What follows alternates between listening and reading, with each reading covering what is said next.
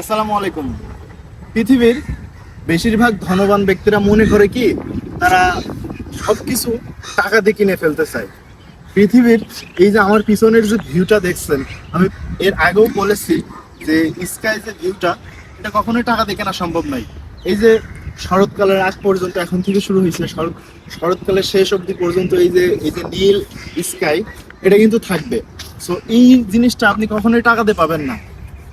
আর যে এটা মন থেকে উপলব্ধি করতে পারে, একজন প্রকৃত প্রেমী, সে আসলে এই জগতের সৌন্দর্য সবকিছু গভীরভাবে অনুধাবন করতে পারে।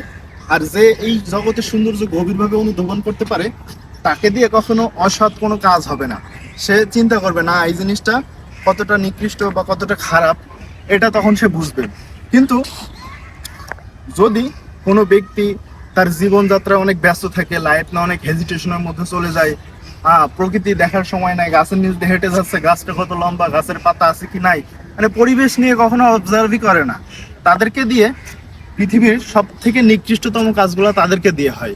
কারণ তাদের ভিতরে ওই জ্ঞান বোধ নাই, ওই অনুধাবন শক্তি নাই।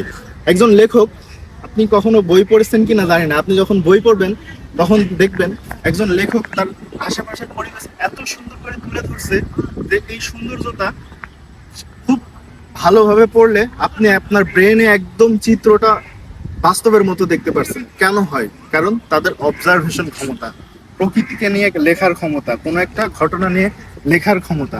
আপনাকে চিন্তাশীল হতে হবে। চিন্তাশীল হতে গেলে অবশ্যই আপনাকে প্রকৃতির সাথে কানেক্টেড থাকতে হবে। তাই আমার আপনাদের প্রতি একটাই অনুরোধ যে এই সময়টাতে ফ্রি সময় পেলেই বেরিয়ে পড়ুন। আর এই মেঘটা বেশিরভাগ দেখা যায় সকালে, সকাল থেকে দুপুর পর্যন্ত, তারপর আস্তে আস্তে আকাশটা ধূসর বর্ণের হয়ে যায়। সুতরাং আপনারা এটাকে অনেক গভীরভাবে এনজয় করেন। এটা আমার পক্ষ থেকে আপনাদের জন্য রিকোয়েস্ট, আপনারা অ্যাটলিস্ট এই আকাশটাকে সুন্দরভাবে অবজারভেশন করেন, অনুধাবন করেন, চিন্তা করেন, উপভোগ করেন। ইনশাল্লাহ দেখবেন কি আপনার মনটা এই আকাশের থেকেও বিশাল।